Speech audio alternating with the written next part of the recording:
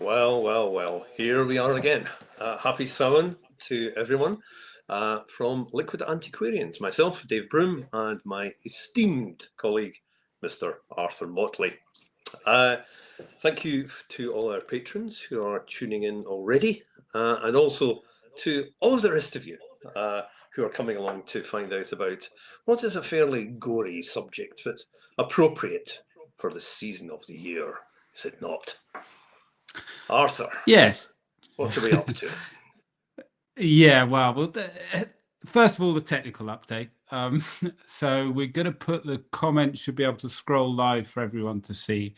It'd be great for us to see people's reactions as we go along and the insights, which we always get from our viewers. And we will not address them as we go along, but we're also going to try a little post-show chat over on Patreon. So if you are signed up to Patreon, then you've got a second link, which Dave and I will hop over to at the end of this show.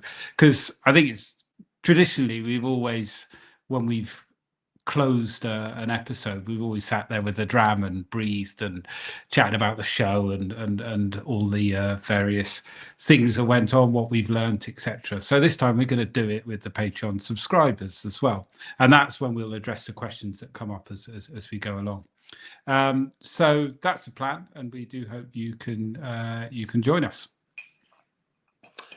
Yeah. Also, there is a kind of trigger warning. I have to say, the topic that we are discussing tonight, and I have probably some bones with me, is by nature, it's gory, it's violent, it is nauseating in places, and executions of various forms will be discussed.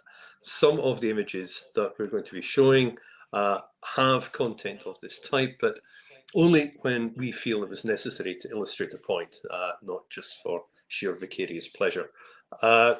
We think it's important. We think it's fascinating. None of the gory images are photographs, so we will be able to show it on YouTube. But anyway, I just thought we should get that health warning out of the way. But there is a question in the title of this episode, Arthur. Did we drink the dead? The answer is yes, we did. Absolutely. Yeah, case closed. It's not one of those episodes where we are saying, well, this might happen, this might not have happened. Absolutely. It categorically did happen. It's about how and when and why. It's, I think, the kind of areas that we're going to cover. And listen, cannibalism or anthropophagy, which is a posh word for it.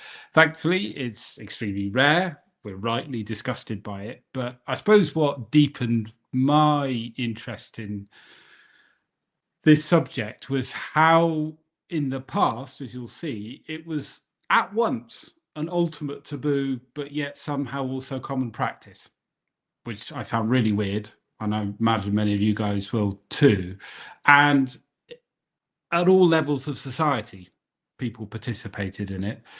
It was this weird kind of magic, but backed by science and pushed by effectively some of the most learned men in society. And I think the themes that arose in this research are really fascinating to me. Seems like that progress is not linear and neat. We tend to put people or periods into kind of clear, defined areas. It's not like that at all.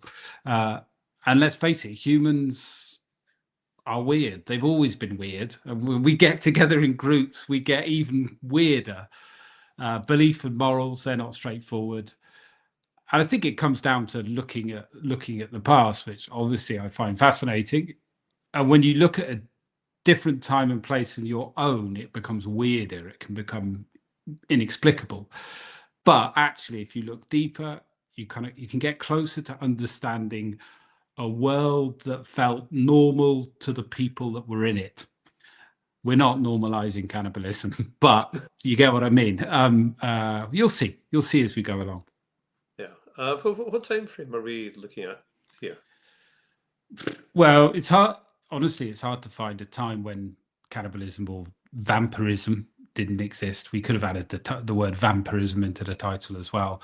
But to keep this alcohol centric, which is obviously the topic of the channel, we are going to be looking at medical cannibalism mostly in the early modern period, with a bit of vampirism as well.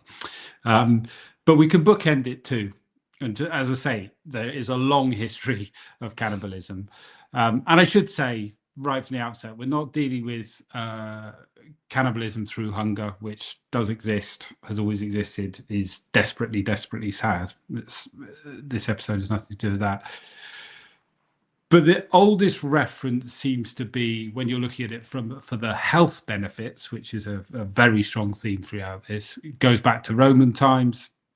Pliny the Elder, in his Natural Histories, highlights hypocrisy, as he sees it, that the viewers in the arena are horrified by the beasts tearing each other to pieces, the animals in the arena. But yet at the same time, it's accepted that an epileptic could be drinking the blood hot from a gladiator who is dying or literally just died. That happened according to Pliny the Elder, writing a little bit later, but not wildly later. So that's early. And late, let's mention now as well, because that's interesting to me too. Like, obviously we've got this pseudo sexual post-Freudian kind of thing of the serial killers, which is obviously distasteful and horrifying. But those horrors, they are amplified through Netflix all the time. They are extremely popular shows, and most people watching at home are probably thinking of 2 or 3 names of some of the worst people to exist in modern history. We're not covering those tonight. Netflix has done that.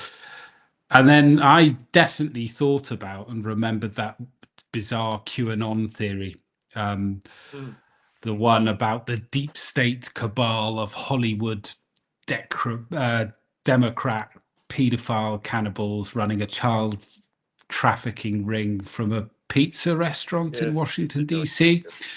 Yeah. And that I mention that now because later on there's going to be this theme of othering an enemy.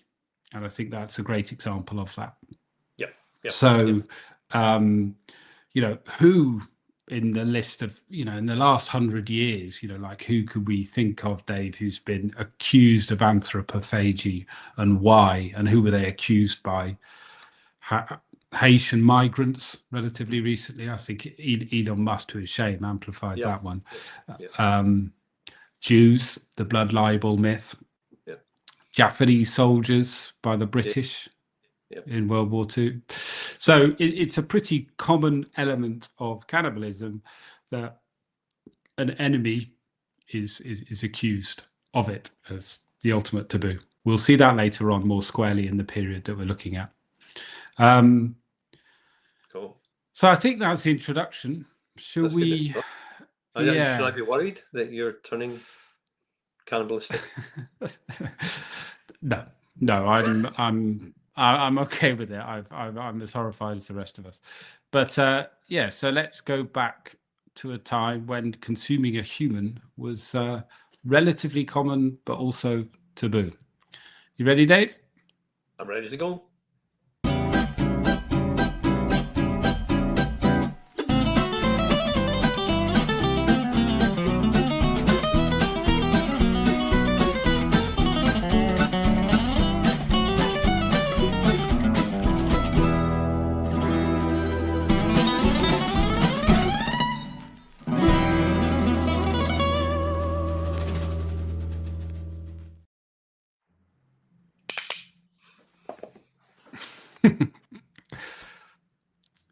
Arthur, take it away. Yeah. So how did I start on this weird journey of looking into cannibalism, which was not something I expected and not something I was particularly interested in? Well, actually, it goes back to a weird source that I found, that I remember sending this over to you and laughing a little, Dave, just on WhatsApp as we ping things backwards and forwards. And so this is by a cleric, a man of religion called William Henry. and his style will become clear as we go along. Yeah, Dave, do you want to read that in your best cleric voice? Yeah, he's a Scottish cleric, even though it's not Ireland, he came across. There are certain other ingredients and mixtures frequently made use of in the spirits drank by our common people, which gives them a more than ordinary nauseous and mortiferous quality. I have been informed by officers in the excise that some distillers distill human excrement to heighten the spirit in their whisky. One has been caught with a corpse dug out of the churchyard in his still in order to give his spirits the force of sal volatile.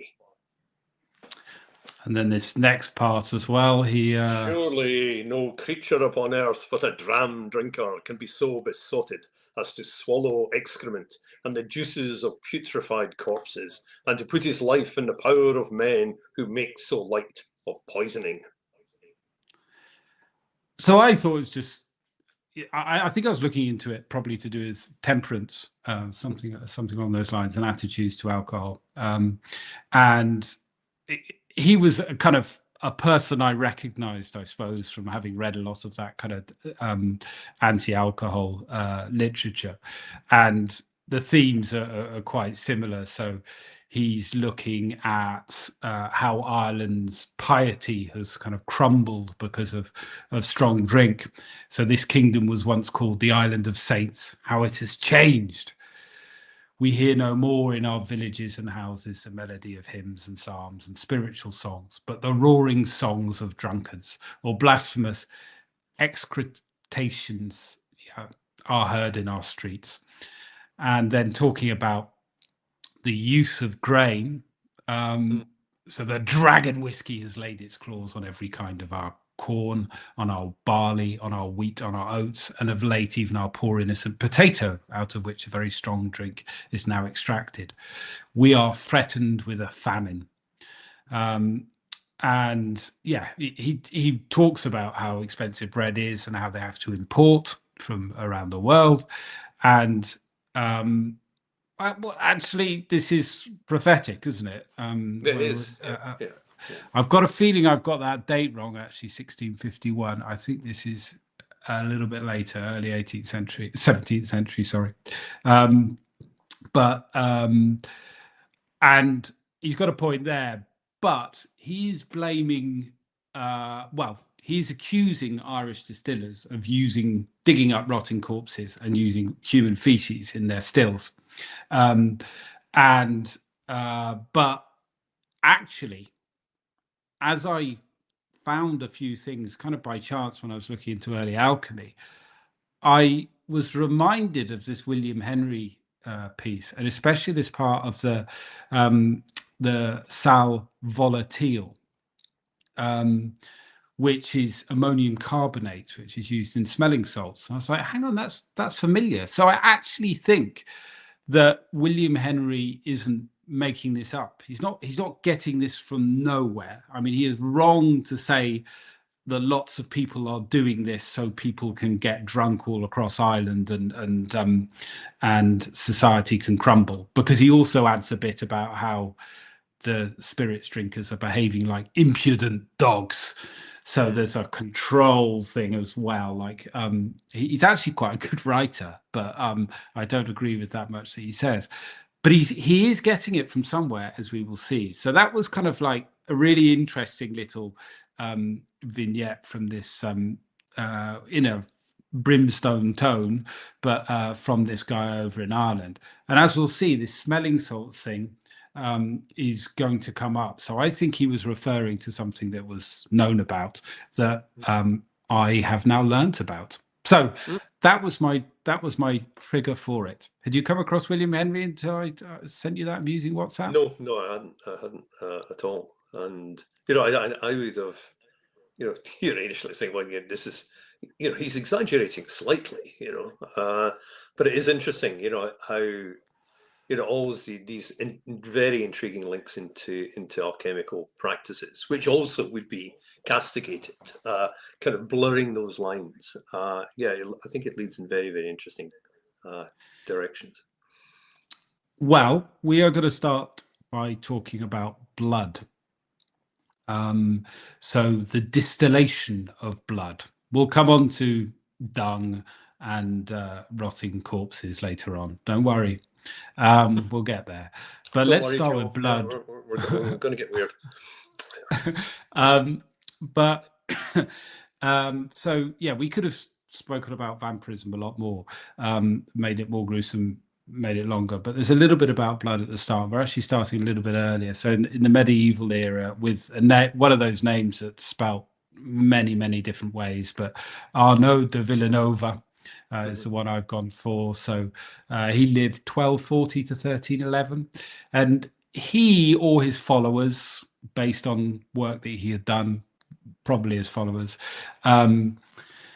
they did blood distillations. And so they took blood from healthy men as a raw material, and after repeated distillations, 3 would be ideal, the author, or that school, claimed that the result was an elixir-like spirit which could staunch putrefaction, treat fevers and apoplexy, and revive those near death. So that's smelling salts reviving someone who is having a fit or on their deathbed in order to take care of business, whatever it might be. That's quite common later on as well. So it sounds macabre. It kind of is, but it does tell us a lot about how medieval physicians and alchemists thought about the body. And that they're effectively condensing this active life force that is contained within the blood. And I suppose, this is a channel about alcohol, and I suppose the idea of disgust is going to come up quite a lot. And I think right from the start, this transformative effect of distillation, process of distillation, is important. So liquid to vapor to liquid, a different color, a different taste. And I think as we go along, it kind of possibly negated this feeling for people of the time. They didn't think that they were drinking blood. They were drinking an elixir of life made by distilling blood rather than a blood distillate. And this has focused the essence, this sacred essence that's hidden in the liquid. And it's become something else, which is not the blood. Yes. Dave, I know you're a big fan of alchemy. I'm a big fan of alchemy. Yeah, I mean, Arnold of Villanova, him and Roger Bacon, he was a kind of famous English alchemist of the same time. If you look at that particular, treatise that he wrote about distillation of human blood, he's talking. It's fascinating looking at it from a distillation point of view, actually, because it's talking about the different properties that are coming across when you are distilling blood. So it's almost like going through a spirit run and saying, the first, the 4 shots of the blood will give you this result. And the middle cut will give you this result. Then the final part will give you something else again. And I think it's very easy for us to mock alchemy and to think of it as just these kind of really strange people who are looking for using it in a cult, a cult fashion. And as we were both kind of looking into this, there's some very, very disturbing wormholes you go down on the old internet. I was looking for, other examples of distillation of blood, and found myself on a site which is effectively telling you how to become a vampire by doing various rituals with blood. But blood is really, really important to alchemists because it's life force. And the whole point about the alchemy, or one of the great searches within alchemy, was for the quintessence, which is the 5th essence, the stuff of life itself. That essentially is what the Philosopher's Stone is all about. So blood is going to be a really important carrier, the life force. If you can distill life force, then who knows what you'll be able to do. Because the ultimate aim of it isn't to have occult power over people. It's not Aleister Crowley here. It is, they're doctors. Arnold de Villanova is talking about blood transfusions. He's talking about ways in which to cure people. And it's an interesting way in which, you know, our grand theory of all of this begins to kind of fall together. Because if you think back to some of the people we were talking about in all the episodes we've done in this particular series, Boerhaave, the great doctor of 17th century Netherlands, you know, the father of chemistry, was an alchemist. Glauber, you know, the man who invented Glauber salts, widely used in distillation, was an alchemist. Isaac Newton was an alchemist. Our dear friend William Yarworth was an alchemist. But they were also scientists. So you've got this really intriguing mix of the questioners and the questers. Alchemy was castigated in early medieval times. And by 16th, 17th, 18th century, it was actually coming back into fashion again because it was effectively proto-chemistry. If you were a member of the establishment, you know, if you had set yourself up to be a person, and indeed a man of learning, who understood what we would call chemistry, who understood anatomy, again, all of this, who was trying to work out the philosophical stuff of life itself by doing all these experiments, then you were okay. You were a leader in society. You were someone that people would look up to. If you were a woman doing it, if you were a woman doing folk medicine, you would be a witch. And if you were doing anything with blood, you would be burned or drowned or whatever. I know I would love to get Joe McKercher, comments out about all of this. So already you have this idea, you mentioned it earlier on there, Arthur, of this othering going on. That if you are doing it in one area, which is, understood and approved of to some extent by the establishment, and you were a man, you're okay, and you had money, you're okay. If you're a woman doing it, you're a witch. Yeah, the contradictions are going to just keep coming up about what is acceptable to whom. But I suppose I don't know if you've seen this image before, Dave, but I liked it. Lovely painting, and you've got a clay still there on the hearth. There's the glass bottles, the vials, and I think quite tellingly, there's books open there. This is an alchemist. This is a literate man. It's not some strange woman, in a cottage in the woods, trying to distill blood. I mean, if they're saying that's the healing potion of the day, why shouldn't she? But she was not allowed. So nice image. Yes, Thanks, Dave. So moving on, I just wanted to mention that there are a couple of great books on this subject, a slightly different style and accent on it that I could recommend. Louise Noble and Richard Sugg, and I'll likely be referring to these guys on a few points as we go along. So I just wanted to mention those. But I think we're ready to move on to Paracelsus and Paracelsianism and the Paracelsians and mummies.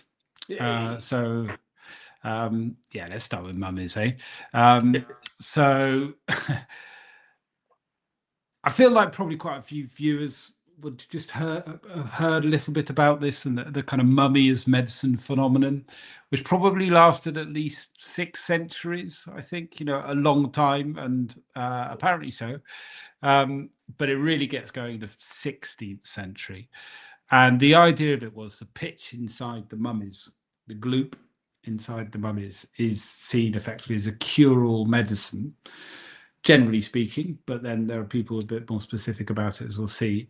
Generally for conditions of bleeding or the brain, but you could find people advocating it for many things. It's put on wounds, on the skin, it's drunk in draughts, and apparently even snorted when in powder form. It was lucrative. There was a mummy smuggling trade which established itself in the markets at source and made its way to pharmacists in Europe. Not everyone agreed with its use, I should say, as well. Some people said it was useless, but plenty did. And in high society too. Actually, I'll frame it first because I said it was a kind of long period of time.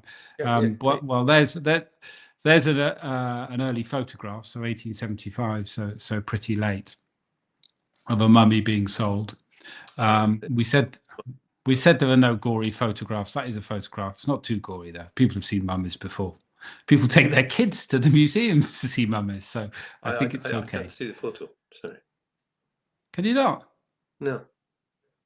Huh. Can anybody else see it? I'll put it back up. Oh, there we go. Here we go. Oh, okay. I can cool. certainly see that one. There we go. Yeah. Okay, there's a mummy in an Egyptian market. And then amazingly, a company called Merck, that people might have heard of, market cap of 50 billion euros.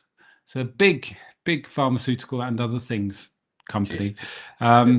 Yeah, they had this on their website. Great little article on the website mentioning that they still listed mummy or mummia as late as 1924, which I thought was amazing.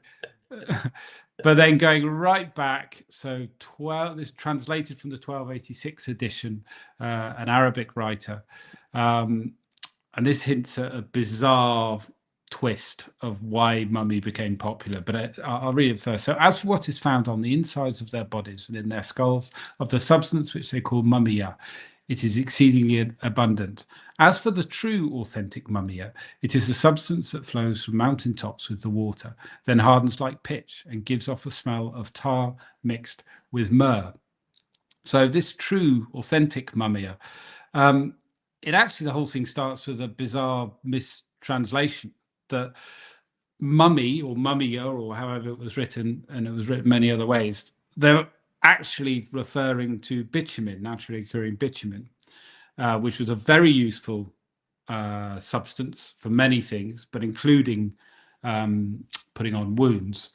And it was mistranslated, and somehow people got the idea that it was the corpses, the embalmed corpses. So this whole craze starts with a mistranslation as well, and both words are kind of used concurrently as well. So I think it was a Gerard of Cremona had mistranslated it as the substance found in the land where bodies are buried with aloes, by which the liquid of the dead mixed with the aloes is transformed and is similar to marine pitch. The whole thing starts with mistranslation. As if it doesn't get any weirder. But it was used in high society. That's Francis I of France on his horse, another king on a horse, well decorated horse as well. And he used to carry a flask of mummia around with him in case he fell off his horse for bruising. And it was widely prescribed by king's surgeons, so the highest doctor in the land. In culture, Shakespeare mentions it a few times. This is Othello. The handkerchief did an Egyptian to my mother give. She was a charmer and could almost read the thoughts of people. There's magic in the web of it. Died in a mummy. And actually, Shakespearean scholars get hot under the collar because it's very often white with strawberries, I think, on the handkerchief, and it should be black or dark at least if it was dyed in mummy. And then also in Macbeth, I think I should let you read this one because, well, it's a Scottish play, and you have a link. You have a link to it on a professional side. Yes, Macbeth whiskey, yeah. So. Scale of dragon, tooth of wolf, witch's mummy, maw and gulf of the ravened salt sea shark. Root of hemlock digged in the dark, liver of blaspheming Jew, gall of goat and slips of yew, silvered in the moon's eclipse, nose of Turk and Tartar's lips, finger of birth strangled babe, ditch delivered by a drab, mixed gruel thick and slab. Thank you, Dave. Lovely. So, yeah. Mummies are used widely in society. Let's just for a long period of time, and we're going to see various uses now when we start talking about Paracelsus, or rather when we're looking at Paracelsus, it's rather an attitude to them and why they're important and why they are said to work. And actually, there's a trade in fake mummies that then builds up as well, and roasted camel meat and things like that, and all sorts of unsavory practices where to keep up with the supply. In Egypt and other areas, they start doing fake mummies and shipping those over as well. So Paracelsus, where's that good-looking fella? There he is. What a full name! I had to put it in: Philippus Aurelius Theophrastus Bombastus van Hohenheim. So shortened to Paracelsus.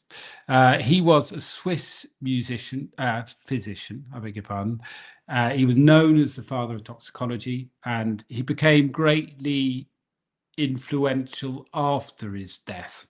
So he did a lot of work and published some things, but those haven't survived. And then the Paracelsian movement took his work and edited it and added to it. So it's all a bit jumbled up, as is often the way. But his movement, the Paracelsian movement, they challenged the old way of doing medicine, the humours, folk remedies.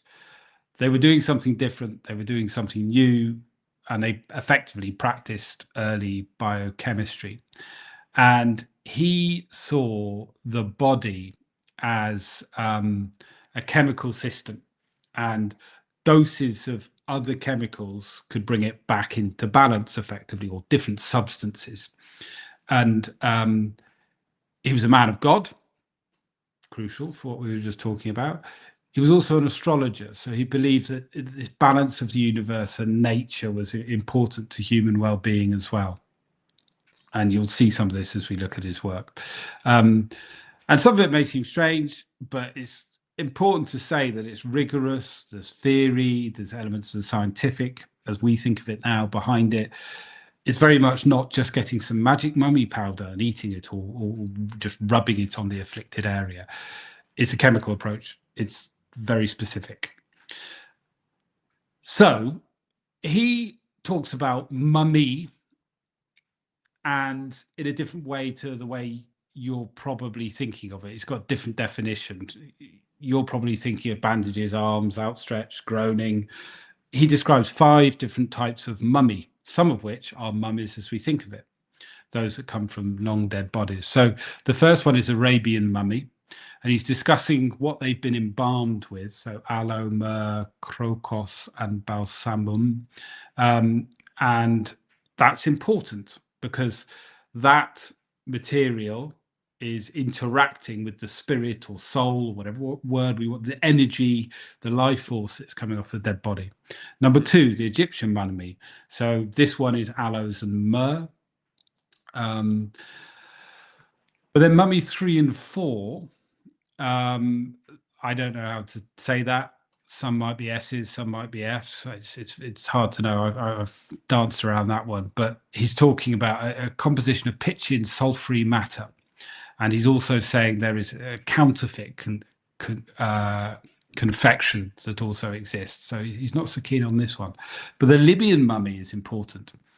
So this Libyan mummy that they're talking about, they're different. They're not embalmed.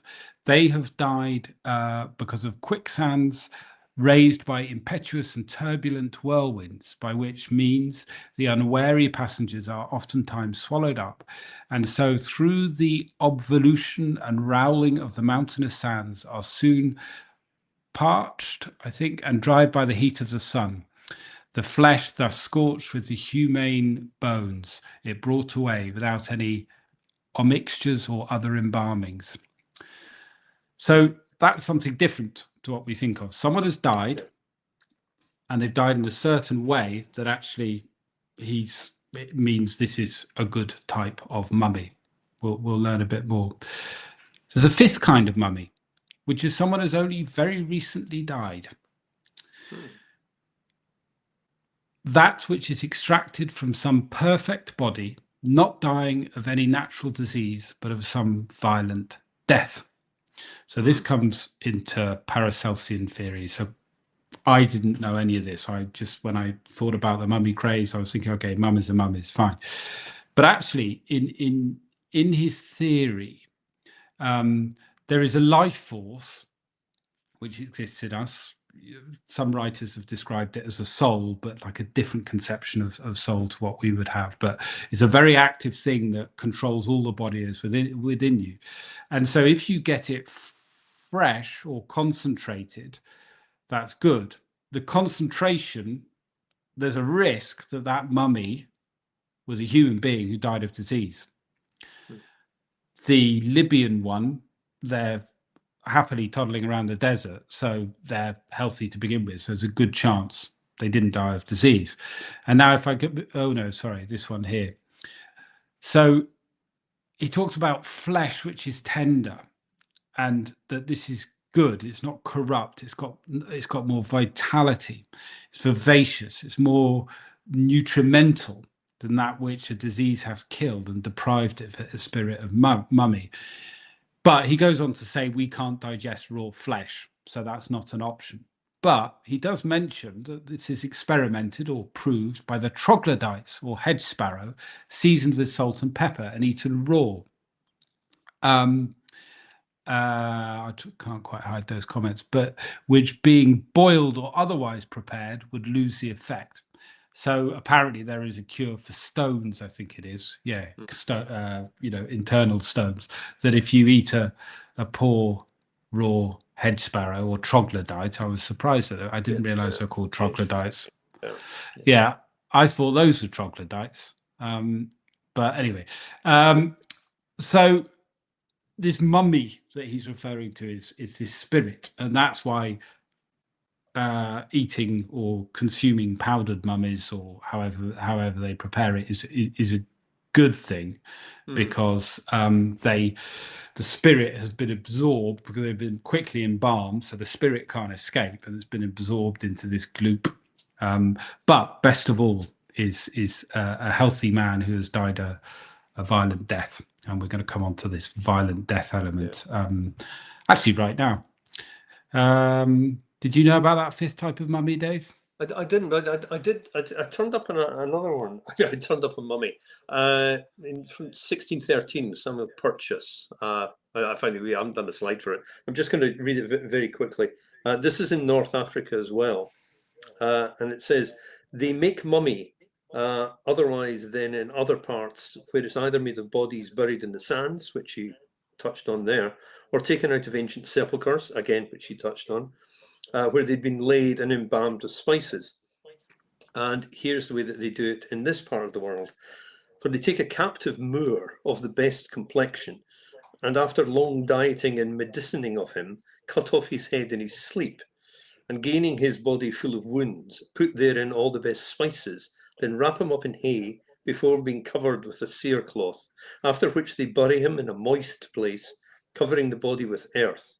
5 days being passed, they take him up again, and removing the cerecloth and hay, hang him up in the sun, whereby the body refouleth, and droppeth a substance like poor balm, which liquor is of a great price.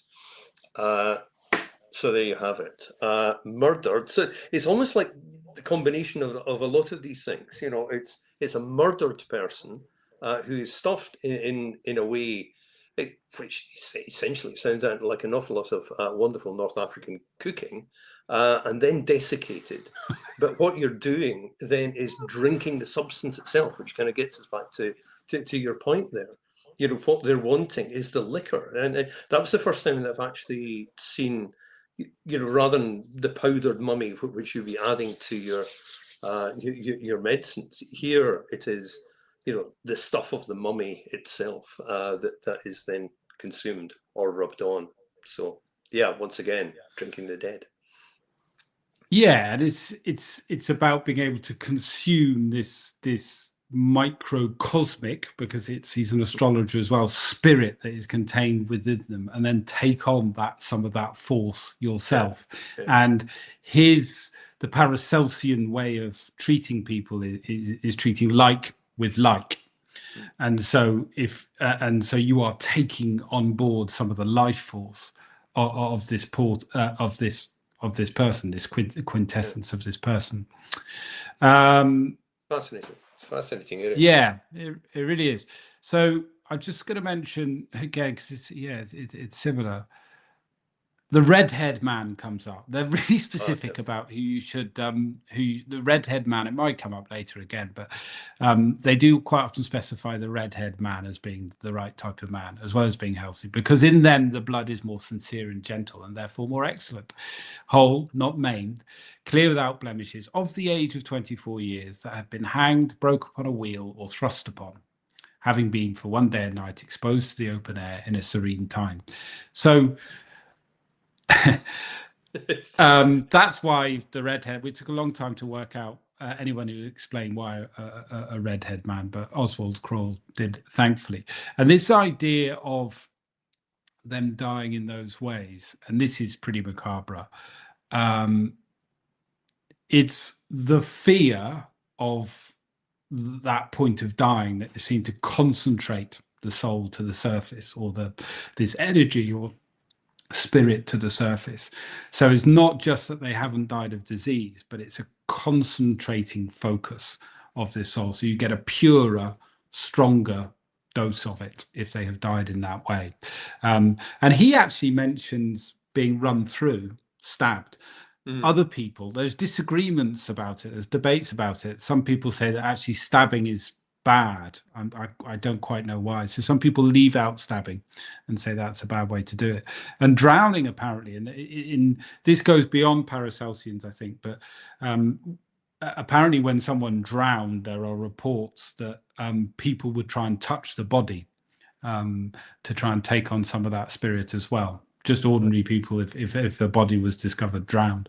That was one of the bit of the kind of human testimony diary bits that I read somewhere along the lines. So really fascinating. But as I say, it's at all levels of society. We've done blood, we've done mummies, so I think we should move on to skulls now. So and that means Goddard's drops. So Goddard was a physician to Oliver Cromwell, and he discovered this medicine or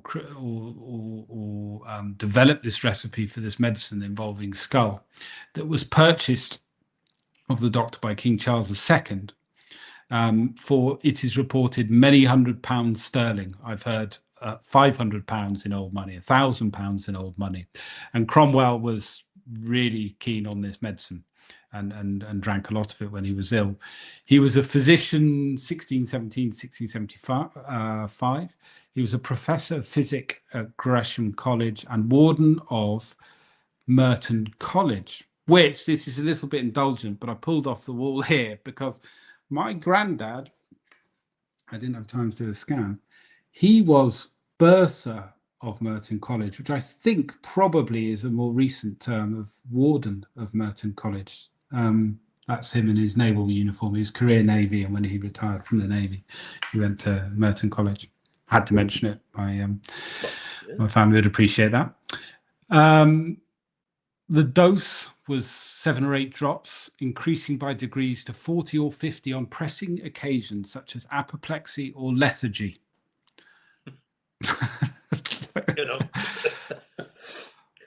Wow. But what's interesting, it involves skull, and we'll come on to, because there's no recipe written down by Goddard himself, because he was selling it for huge amounts of money. There's IP there, isn't there? So we'll come on to the exact recipe for that, but it involves skull and distillation of skull. But what's interesting, Goddard's a scientist. Charles, or proto-scientist, Charles II himself was really interested in chemistry. And Goddard, he was a physician, chemist, and mathematician.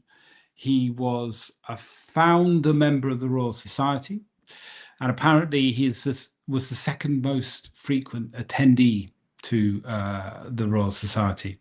That goes what I was saying. Eras are not as neat as we assign them, because this is known as the scientific revolution. But yet here is a man right in the heart of it, distilling skulls because he believes it can save your life.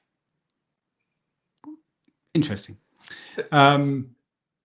And so it's this contrast of science and superstition. It made sense to them. It worked or it didn't work.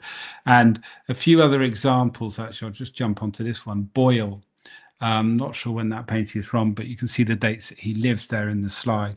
So he was impressed by things involving skull, and mentioned a friend using the moss of a dead man's skull. This is a lower one, to keep his wounds from bleeding. And I couldn't find the exact source, even though it's quoted a lot, of an occasion where I think he fell off his horse, and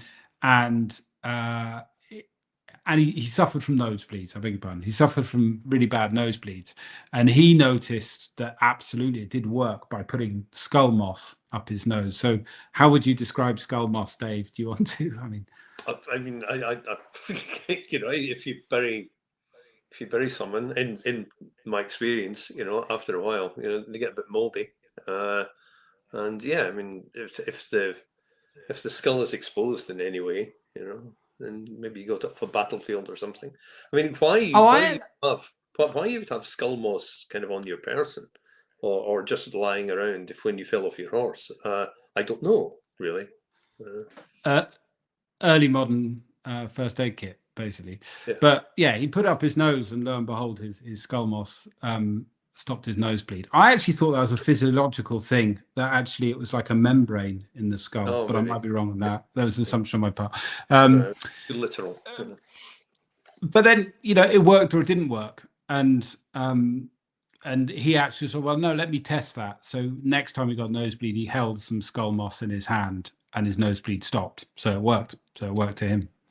But yeah, let's look at, so actually there's some nice pictures of King Charles on his the second on his deathbed,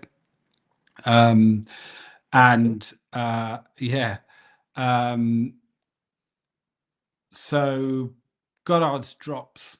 So this is a later version of it, basically written down, but they are saying it is that. So well-dried skulls, break them into bits, put them in a retort, a still, and join thereto to a large receiver which lute well, and distill first with a gentle fire, then with stronger, increasing the fire gradually.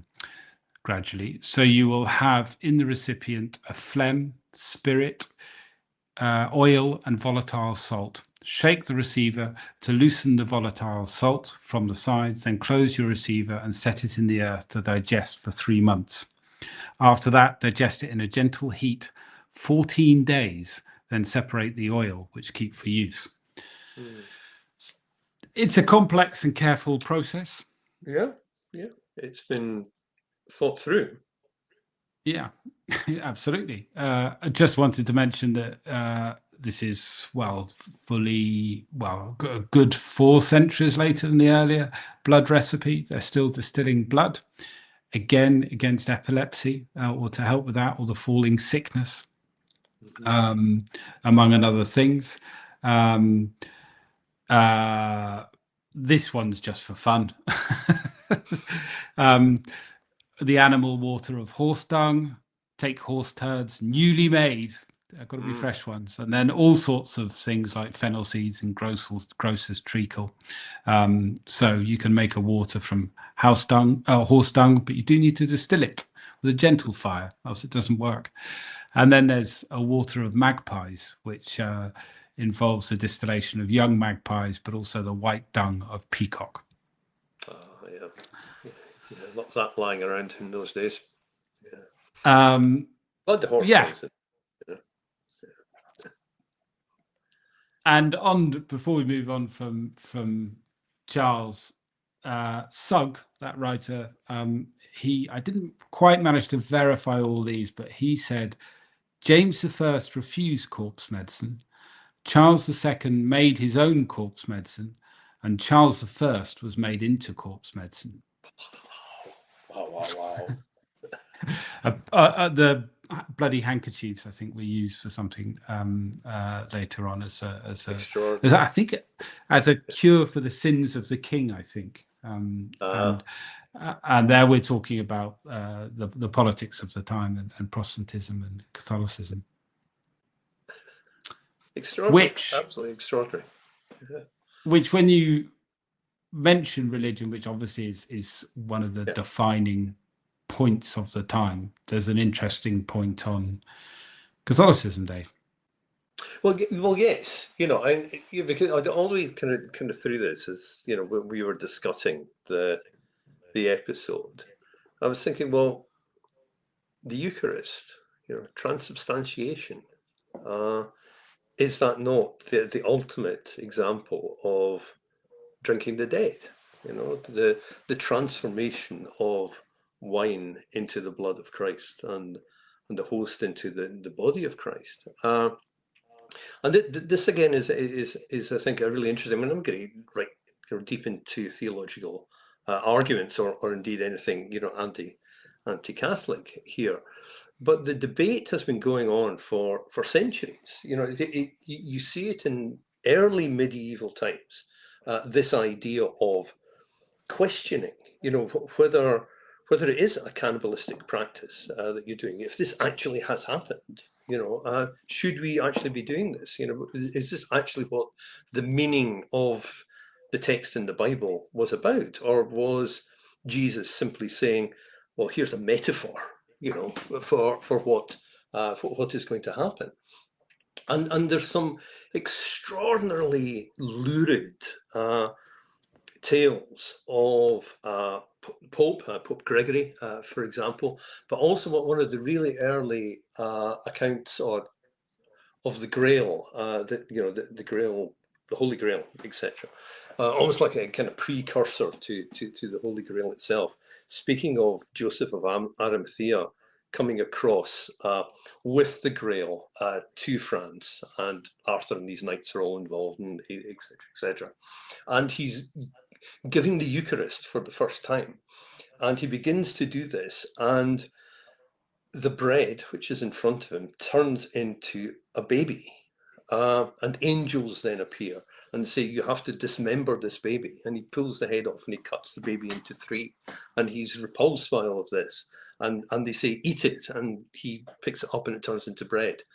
So there's all of these tales in this kind of early medieval period of sort of saying, yes, it is happening, but it's okay to do it. And then obviously, there's a slight schism, shall we say, within Christianity, simply revolving around transubstantiation. Whether this is effectively cannibalism or not. And it interests me, this one, because when you're talking about mummy, again, you're kind of removed from it. This is a dead body. Either you've processed it, or maybe you've just bought a powdered mummy from your local pharmacy. You popped into Boots to pick up your mummy.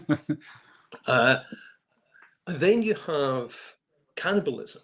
I know we're going to come on to cannibalism in a second, but cannibals are the other as well. They are sinful, they're evil, eating human flesh is wrong, they're doing it for pleasure, they're doing it for strange ritual purposes, they're not, and it's one way to castigate people who are the other. It's bound up with colonialism, it's bound up with all of that as well. And somewhere in the middle, in this kind of really funny little line that's kind of wiggling its way through, is the Eucharist, and whether you view it as being wrong and cannibalistic, or whether you view it as being the consumption of the divine, which also in some way takes us back to alchemy, consuming the quintessence of the Holy Spirit. But I think it's a very intriguing one to start exploring. But again, it's sort of looking this up on the net. I mean, the number of the debate, which is started in the medieval period, is still going on. It's fascinating. Yeah, that's a great summary, Dave. Really interesting.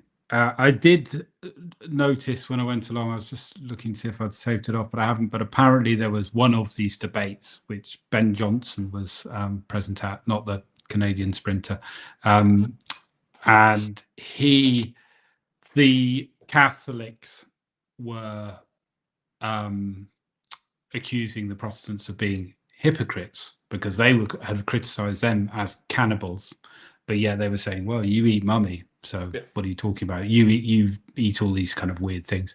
Really great insight there. But let's crack on. We have to mention John French, who I'm sure has come up in Liquid Antiquarian before. Yeah, so physician. I love that. Yeah, crazy pipe, isn't it? Crazy worm pipe. It's not a worm. I don't know what that is. Tetris pipe or something. Physician, military surgeon, alchemist, and early chemist, 1616, 1657, and he practiced in that kind of Paracelsian kind of era, but and favoured these kind of chemically prepared remedies over Galenic herbalism. Studied at Oxford as well, and he gave clear instructions on distilling alcohol and all this. And I think to bring it back to alcohol a bit more, there is here's just quickly a couple of his recipes. So also distilling mummies, he's using spirit of wine. There's horse dung again.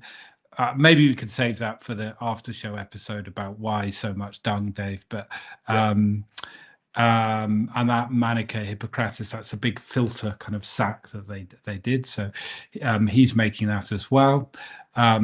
Cranium spirit as well in a glass retort. And he's, again, specific about the liquid that you'll get: yellowish spirit, a red oil, and a volatile salt. Again, 2 to 3 months in a bain-marie, a baleno. And he's referring to say, yes, this is similar to that Dr. Goddard's one, but admits that it's not the same. And then very briefly, this one, again, spirit of wine. It's a different one, but using hartshorn. I wonder if you're getting some of more of that smelling salts effect with that as well. But yeah, boiling the horn for 3 days and 3 nights, so the bones or horns will be soft as cheese. I don't know why that turns my stomach so much, almost more than the mummies. But the nature of alcohol and why we chose to do this as a subject on this show is that alcohol is good for this. It is good for preserving the spirit of the quintettants as they see it, but that must be represented in flavor. They know they're focusing something somehow by distilling it. The liquid goes down, etc. It changes form. There's something magical going on, but also it's fixing flavor and it's allowing it to be stored. It's making it taste for a long period of time. Alcohol is ideal for this, and John French is a strong proponent of it. It's great find. Anything else on that, Dave? I'm blown away by French's recipes. Actually, they are so fascinating. All of these old alchemical or medical recipes of that time are, on one part utterly bizarre, and on the other just really, really interesting. How did you get to that point? You want to get that. You want to sit down with John French and go, how? Why? What made you think about grinding up a skull? And what were the recipes? If those are the recipes that did work, I want to hear about some of the failures as well. From the dead ones, yes. They tried everything. But it's just and John French is particularly strong on the alcohol side and the distillation side as well. This alcohol is the ideal solvent for preserving all these magical properties. Yeah, and that's why it's there for so long. That's why the roots of alcohol are medicinal because of it, that precise quality. That's why juniper berries were steeped in wine and then distilled. For medicine before they ever became gin. It's an ancient understanding that alcohol is, as you say, a great solvent. So if you're wanting to increase the efficacy of something that you believe to be a curative in any way, the best way to do that is to distill. We are going to return to alcohol with a little piece you've got at the end, which is quite separate to this, or will feel quite different, but it's absolutely linked. To do with Waterloo, the Battle of Waterloo. But before we do that, I want to spend a little time just talking about cannibalism and society's view at the time of it, because as we've hinted at, there's been a lot of kind of, hang on a minute. And because this time when they are taking 24-year-old redhead men who died of violent means and taking all sorts of blood from them and skulls from them and all sorts, we haven't even mentioned heart and brains, which absolutely they did stuff with as well, and ingesting them. This is also the time when the old world is conquering the new world, and their attitudes to cannibalism are stark, and we kind of need to address the cognitive dissonance that is going on here collectively, because, well, it's interesting. So we're going to start with let's start with Amerigo Vespucci, who I had not heard of.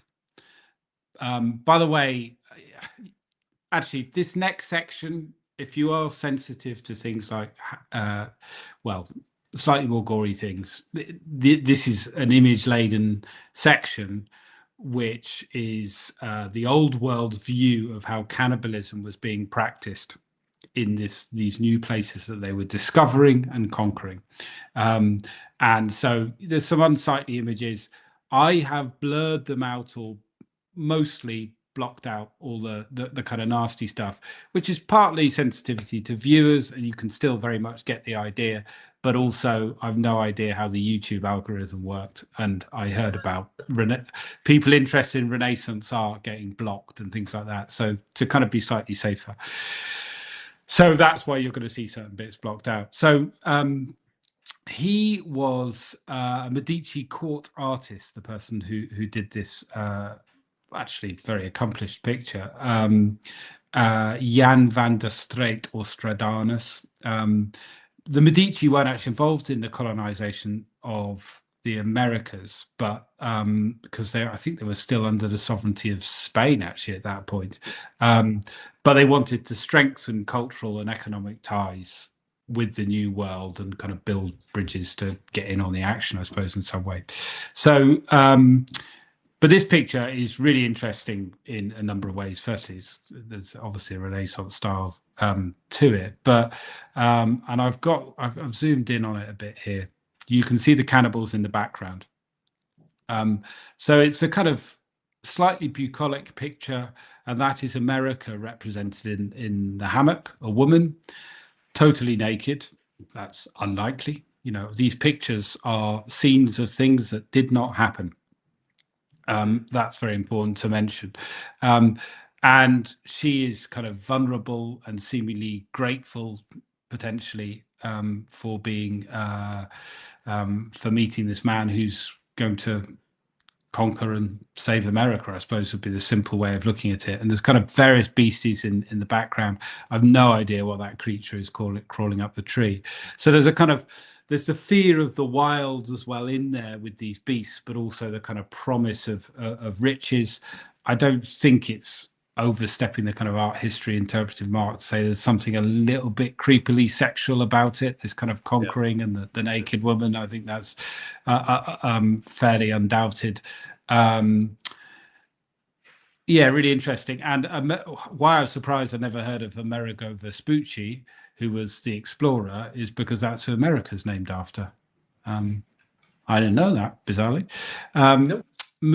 Moving on to another one, we've got Johann Froschire. This is actually the first known depiction of cannibalism. And there's a description here. I'll read it out. This figure represents to us the people in Ireland which have been discovered by the Christian king of Portugal or his subjects. The people are thus naked, handsome, brown, well-shaped in body. Their heads, necks, arms, private parts, feet of men and women are a little covered in feathers. The men also have many precious stones in their faces and breasts. No one also has anything, but all things are in common. And the men have as wives those who please them, be they mothers, sisters, or friends, wherein they make no distinction. They also fight with each other. They also eat each other, even those who are slain, and hang the flesh of them in smoke, which is depicted in the background there. They have become 130 years old and have no government. So there's a kind of justification that these people need civilizing. It's going to get a little bit more gruesome now and a little bit more blurry. Theodore de Bry, he is, he had never been to these places. So he's drawing pictures based on accounts from other people, and his target market are kind of clerics, politicians, people who potentially have a vested interest in making money or being useful in the places that they are conquering. But it just shows this kind of ravenous cannibalism, which is maybe what many people kind of think of cannibalism, but in reality, cannibalism probably did exist in these places, but it wasn't this wild animalistic just ripping apart of bodies and cooking them and eating them because that's what they like to eat. It was much more likely to be in a ritualistic context, the cannibalism of battle, eating your enemies, possibly that type of thing, even eating ancestors, but in a ritualistic kind of area, basically, rather than just this wild, gnawing on people's legs, which this one particularly shows. I mean, it's pretty much all blur, isn't it?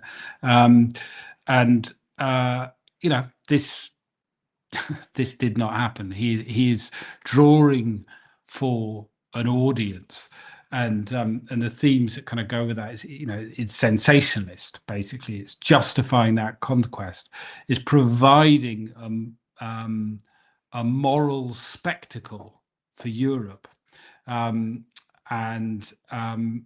obviously it is painting these people as savage, which I'm sure there were many, beautiful and extraordinary cultures that no longer exist now because they were conquered or have evolved or continue to exist in different ways.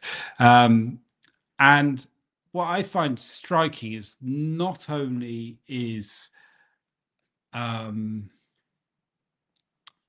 a high society, also cannibalistic in some way, with all the medicines and the mummy that they were eating. And this idea is transforming it, by the way, into a different form. So they don't think they're eating human flesh, or they don't think they're drinking human blood. It only goes so far, because when there were counterfeit mummies, they were like, no, I want the real, I want to eat a pharaoh. People were annoyed about that. So it's not a totally clean slate there. There's definitely an understanding somewhere that they are eating human bodies, but also, the European societies were utterly brutal. This is from the same artist, and this is because the locals were accused of sodomy. They ripped them to shreds with dogs, basically. That's I left that one unblurred because I don't know, I just did. And of course, executions as well are a major part of society in pretty much all of the European states at this point. That was how people got punished. That's where some of the material for this corpse medicine absolutely came from. And huge crowds have come. You can see in the background all the heads of the people watching there. That one, someone there is being gibbeted after the after they've been put on some kind of rack, I think there, or the wheel, that might be called. This was in town squares, and this is itself a ritual. Okay, so it's a ritual of the power of the state and people who are wrong being punished for that in a very public way, and it is the state controlling it. But now I get that I am othering. I am looking back to a different time where things were very different also, but it doesn't feel so different to that to me. Mm-hmm. And Yeah. to talk briefly about execution, it does relate to alcohol, but there are a lot of accounts. There are no pictures of it because they probably didn't want to represent that, but there are a lot of accounts of people going to executions with cups, so they can catch the blood and drink the blood of the person who has been executed. Touching the corpse was a big thing as well, particularly of the opposite sex as well. The magic would somehow transfer through an opposite sex type thing. And the executioner was also a trader in human fat, human blood, maybe body parts as well, because there was a demand for it and a market for that. So even though they were kind of an outsider figure in society, I do think that is true. They also had this economic role. And when execution started to fade, then apparently a lot of executioners then retrained towards the medical world as well, because they had certain expertise in that.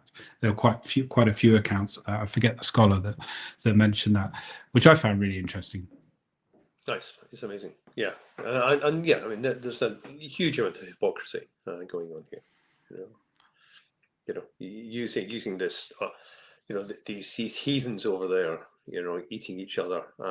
They need to be good Christians, and if we will come in, we will sort them out, and they will conform to our way of thinking. And then at the same time, back home, you have public executions and all of that going on. It's remarkable. Well pointed out, Arthur. People are weird, as I said. People are weird, but endlessly fascinating and trying to get. It's the ability that people have, and we all have, for just blanking some stuff out and just going, actually, no, I don't want to think about that. That's over there. I'm not complicit in any of this whatsoever, but you are. And just to kind of round it off a little bit before we move on to this next section, because I mentioned executions fading. Why did this die away as well as an issue that I couldn't quite get to the bottom of, but Dr. Sugg, who wrote that book that I mentioned, he said that partly the medical industry or discipline or whatever had a pretty bad name, and it started to be associated with quackery. So that was one thing. But also another thing he said I found really interesting is that they stopped looking for the soul. And because this soul was this really physical thing that controlled all the elements of the body, and there was a search for better understanding of it and kind of looking for that soul. And as science got better, they started to realize, okay, something else. So they stopped looking for that. So then the power of this quintessence, the power of this soul that could be focused and drunk or consumed in whatever way, ceased to be relevant. I didn't have enough time to kind of read around that, and I trusted his, he's done a lot more reading on this, but I thought it was a really interesting point. So I think we're good to end that section now, and then we've got a little section on Waterloo before we finish up, which is section on Waterloo and these things, really important. And alcohol, tangentially related to what we've been talking about, and again fitting into our grand theory of everything of alcohol, which will become a book or a TV series at some point, I'm sure. Cast your minds back. Okay, so we've got Waterloo, the Battle of Waterloo. The big question: why are there no graves in Waterloo? Why, a battlefield where so many thousand people died. Why are there no graves? Why can you not find any human bones at Waterloo? Or indeed at the battlefields of Leipzig or Austerlitz or outside the gates of Munich, etc., etc. And to find out about that, you've got to go back to our good old friend, agricultural improvements, and the fact that agricultural improvements are moving on all the way through the 18th century, tail end of the 18th century, you're needing to be producing even more. And because you're not dunging your fields quite so much, you're needing fertilizer. And it is discovered that ground up bones are a very good way of fertilizing your field. We still buy blood and bone meal to put on our gardens. So, it's known. It was then progressed even further. If you soak the bones in sulfuric acid, it would produce an even more potent fertilizer. So that began to be used. And there's a huge amount of traffic in the kind of the great bone rush of the beginning of the 19th century, where bones are being shipped from the continental Europe up to Britain. The ground up bones are then put on the fields, etc., etc. All of this is happening. At the same time, you've also got scientific advancements taking place. And first of all, Lauvitz, and then again, I know a person that we mentioned a long time ago when we were looking at stills, Monsieur Deron, are fundamental to the next shift, which brings us back into the world of corpses. Because what Lauvitz discovered was, or fine-tuned, was charcoal filtration. And the discovery that bone charcoal, rather than ordinary charcoal, was actually a more effective way of filtering, which was then taken up by Deron. Deron was a chemist, but also an engineer. He bought the patent for Célie Blumenthal's original column still, continuous still. He then patented his own, and that was widely used across Northern Europe and also in the Caribbean. And the other thing that Deron did was create, or invent rather, a filtration system, which was then used for sugar. Because at the same time, sugar beet begins to be planted in a huge, huge swathes of Northern Europe, so Northern France into Belgium, into Germany. Lots and lots of sugar beet getting grown there, needing fertilizer, needing bones, but also people want white sugar. And the way to get white sugar is then to pass the sugar syrup through activated bone charcoal. And also, if you're wanting to clean up your spirit, either remove color or just give it a slight, take away any aggression within your spirit. Think about what Jack Daniels does, not through bones, but activated bone charcoal is a way to actually clean up your spirit as well. So the two things go hand in hand. And this is where Waterloo comes in, because in the battle is in 1815. In the 1830s, a huge sugar refinery is built on the battlefield, what was the battlefield of Waterloo. It was moved from the middle of Brussels out into Waterloo. There was a distillery originally in the Brussels one. I haven't been able to detect whether there was a distillery actually within the Grand National Sugar Refinery at Waterloo. But what were they using for their bone charcoal? They were using the bones of the soldiers who had fallen at that battle.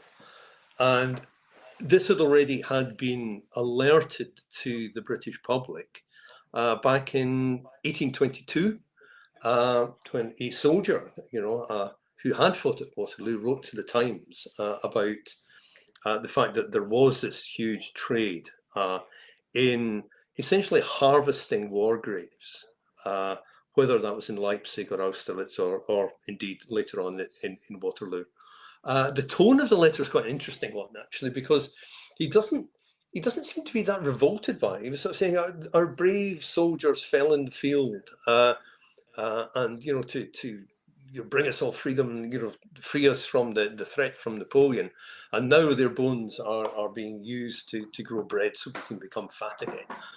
So it was an interesting kind of, there was no kind of great moral outrage that dead soldiers' bones were being used to be ground up to be used as activated bone charcoal for cleaning up sugar, or indeed spirits.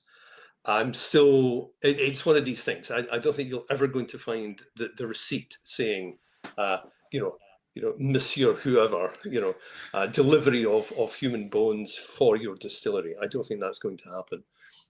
But the very fact it was happening, and it was so widespread, and it was being used in the sugar industry, and also at the same time, advanced filtration methods were being used in Northern Europe for spirits, it is inevitable that human bones were being used to clean up either sugar beet rum, we're back to our old mango wurzels, or corn, or whatever. So, and here we have a wonderful postcard from your endless supply of wonderful postcards, Arthur, of Sussex, just down the road from here. Here we have mangold Swedes and turnips. All the roots were grown with Joseph Fison and Company's fertilizers. Joseph Fison, what were you making your fertilizers from? There's the question. So, in some ways, we're bringing it back together. So, people were drinking the dead in a slightly different way in the middle of the 19th century. Yeah, that I think it's going to be an episode that we're going to return to, actually, the beets and mango wurzels and things like that. And this is almost a little teaser for it. But it's they grow relatively easy and not the highest grade ground, I believe, as well. And there was a movement for more beet growing in the UK for distillation, but it remained a huge part of agriculture in Europe and France and places like that, didn't it, Dave? And actually many of I think particularly gin, a lot of the base spirit from gin comes from beet sugar, and then they redistill, don't they? Yeah, indeed. Yep. Yeah. So, and yeah, I read a lot of those articles, and I did. If people want to look it up, this Bernard Wilkin. And he he wrote this nice pithy line. I thought, there have been researchers excavating Waterloo since 2012, and they have found just 2 bodies, but at least 10,000 men were killed there. That leaves 9,998 still missing. Yeah. So it seems pretty wholesale. It was this great mystery for a while. Why haven't we found it? And then actually, if you then go back to look at press accounts and from across Europe, it was widely reported at the time, but nobody really seemed to bother about it. Yeah. Again, so it absolutely happened, and the academic papers, of which I read a bit when you highlighted them to me as well, that they do just seem to say it happened, but we'll never be able to prove it.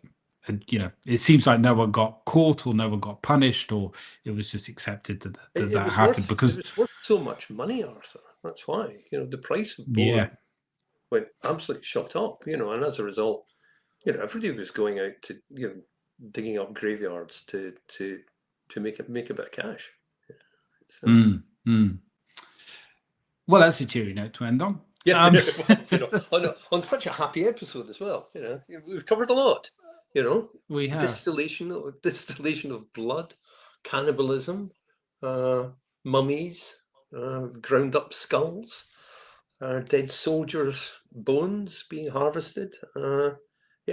Hypocrisy of state. Hypocrisy of state and religion. Yeah. Progress, and how progress is not this kind of linear, kind of neat thing, which I still think it made me think today of how we think we're ultra modern, and look at what we're doing, streaming live to people all around the world, but yet these very, very advanced states at the same time still have religion as a very influential thing that we govern. I'm not criticizing religion, but it's a major, major force in politics. Yeah, these religions are 2,000 years old or more. My point is, just progress is kind of lumpy and mixed up, and it's not like doink, doink, doink. And I think this is a really good example of that, with these weird alchemists that were incredibly progressive and experimental and precise and scientific about how they were doing things, yet they were still using these strange folk ideas, or ideas that are strange to us now. Amazing. Great work, sir. Great work. Well, thanks, Dave. We'll go over to Patreon and see if anyone is not shocked into needing a good lie down after this. I certainly think I'm going to need some counselling. Link in the comments. Yeah. I'll pop it for you, but people on Patreon, they can go and see it, and it's the top thing there. But I'll pop it for you because you won't have seen that yet. Right. Thank you. Thanks, Dave. Thank you, Arthur. You did all the hard work. Well, and thank you, everyone, for watching. It was a great pleasure to put together. And as ever, we really appreciate people watching and people supporting also on Patreon. It's all extremely valuable to us. Thank you. Good night.